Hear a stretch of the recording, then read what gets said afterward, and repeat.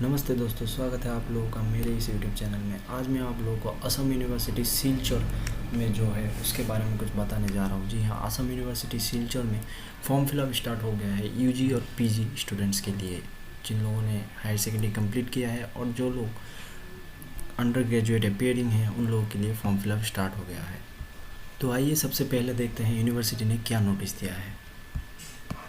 Notice का जो link है डिस्क्रिप्शन बॉक्स में मैं डाल दूँगा। सबसे पहले देखिए असम यूनिवर्सिटी सिलचर कैंपस जो सिलचर में है हेडक्वार्टर कैंपस, और एक है डीफू में। दो कैंपस है उन लोगों का। मास्टर ऑफ आर्ट्स हर एक सब्जेक्ट का स्टार्ट हो गया है। मास्टर ऑफ साइंस का भी स्टार्ट हुआ है, मास्टर ऑफ कॉमर्स का भी स्टार्ट हुआ है,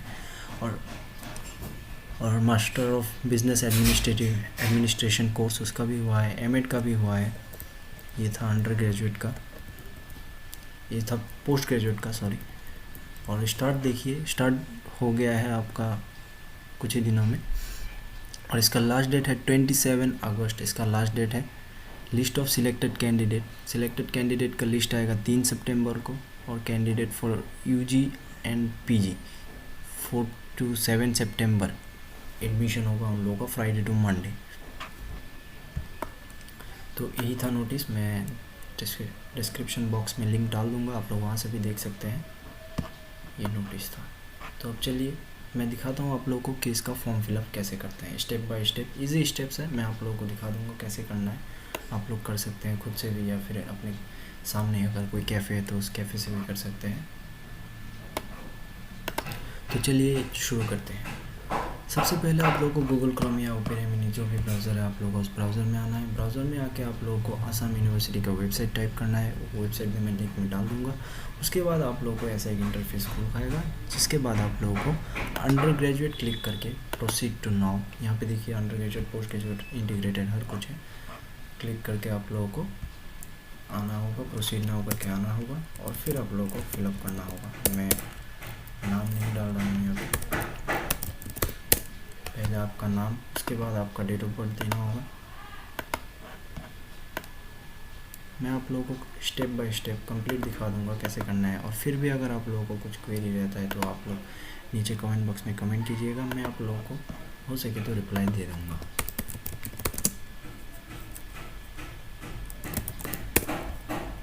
उसके बाद मदर्स नेम, उसके बाद फादर्स नेम, या फिर आप मैरिड हैं तो हस्बैंड नेम भी डाल सकते हैं। पेरेंट्स कॉन्टैक्ट नंबर डालना है आपको, वो आप जो मर्जी डाल सकते हैं, घर का किसी का नंबर। और फिर आपको डालना होगा एक फ़ोटो।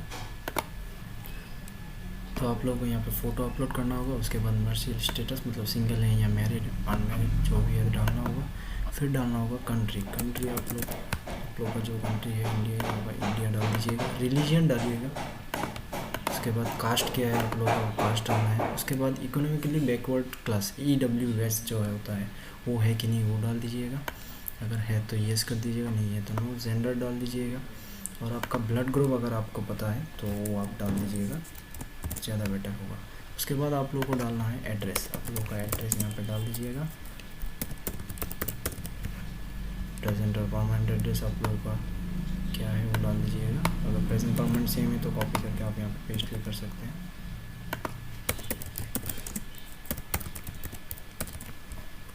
उसके बाद आपका कॉन्टैक्ट नंबर दीजिएगा जिसमें वो लोग आपको कॉन्टैक्ट करेंगे, या फिर OTP या ऐसा कुछ आएंगे, तो आपका कॉन्टैक्ट नंबर डाल दीजिएगा वहाँ पे।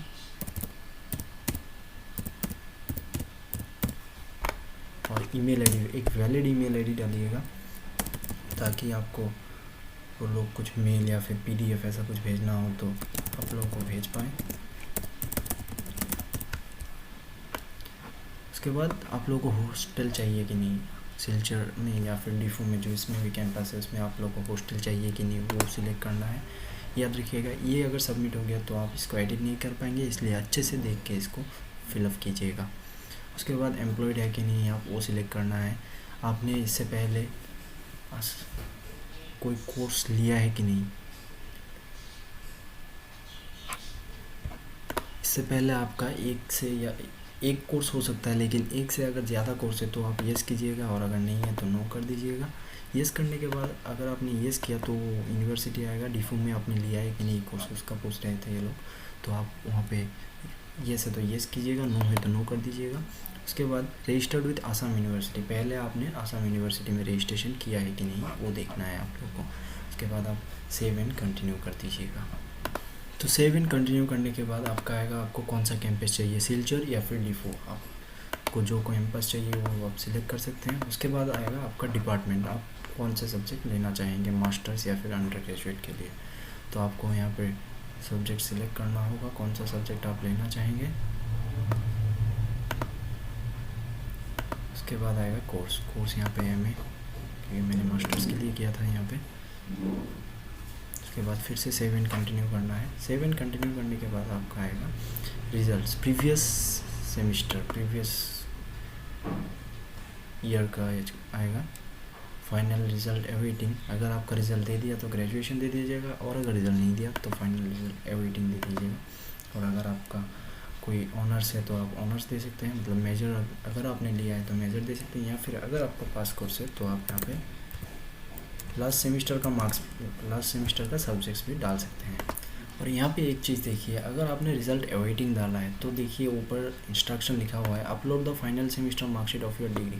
अगर आप डिग्री कंप्लीट कर चुके हैं तो आपको फाइनल सेमेस्टर का मार्कशीट डालना होगा, और अगर आपका रिजल्ट अवेटेड है तो आप थर्ड सेमेस्टर या फिर फिफ्थ सेमेस्टर का मार्कशीट अपलोड करना होगा आपको, और उसमें जो मार्क्स मिला था वो मार्क्स आपको अपलोड करना होगा।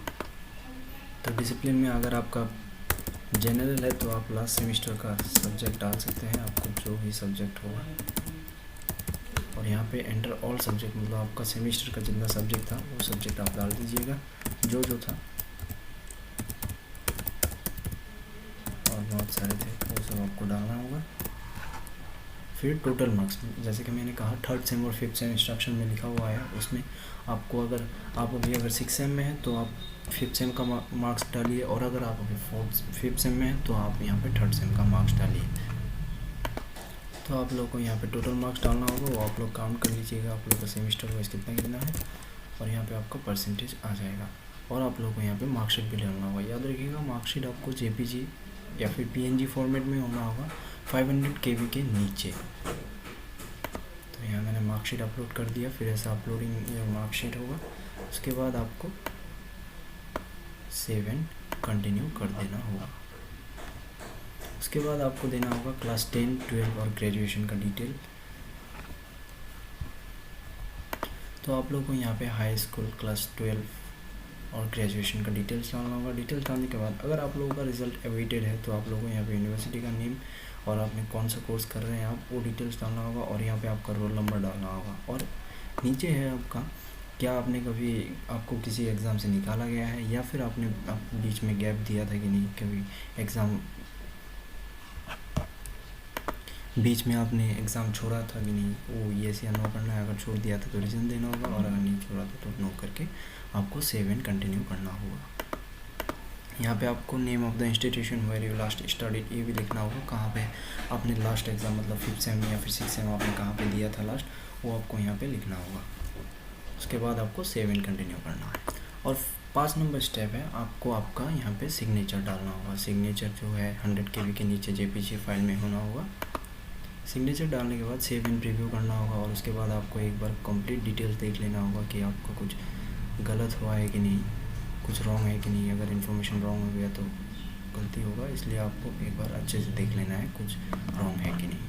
और अगर यहाँ पे कुछ रॉन्ग है आपका तो आप यहाँ पे एडिट करके पीछे भी जा सकते हैं। मेरे यहाँ पे कुछ रॉन्ग नहीं है, इसलिए मैं ये कैप्चा दे के, जो कैप्चा होता है वो कैप्चा दे के मैं अभी इसको सबमिट करूँगा। उसके बाद आपको दिखा रहा हूँ क्या होता है। ऐसा एक नोटिफिकेशन शो करेगा कि आप ये सबमिट करने के बाद कुछ एडिट नहीं कर सकते हैं। मैंने येस कर दिया। येस करने के बाद यहाँ पे देखिएगा आपका एक नंबर आएगा, एप्लीकेशन नंबर। आपको इसे फ़ोटो खींच कर रखना है या फिर नोट करके रखना है, क्योंकि ये आपको बाद में ज़रूरी होगा। उसके बाद यहाँ पे आपका सबमिशन सक्सेसफुल होगा, ऐसा एक मैसेज आएगा। और मैसेज आने के बाद आपको यहाँ पे देखिए क्या लिखा हुआ है, the application number is required for accessing application dashboard, applicant dashboard, and you will required to mention this number any query regarding your application. Click here to visit the student panel and pay the required fee to complete your registration process. आइए आप देखते हैं इसके पीछे क्या है। Back to admission portal में जाना है हम लोगों को। जाने के बाद उसके बाद आपको फिर से ऐसे होम पेज में आना होगा। होम पेज में आके नो योर एप, उसके बाद आपको होम पेज में जाके यहाँ पे आपको नो योर एप्लीकेशन स्टेटस में क्लिक करना होगा। चलिए मैं आप लोगों को दिखा दे रहा हूँ कैसे। ये आप लोग होम पेज में आना होगा फिर से, और यहाँ पे नो योर एप्लीकेशन स्टेटस में क्लिक करना होगा। फिर ऐसा एक पैनल खुल जाएगा। उसके बाद वहाँ पे आप लोगों को एप्लीकेशन नंबर और आपका डेट ऑफ बर्थ डालना होगा, फिर लॉगिन करना होगा।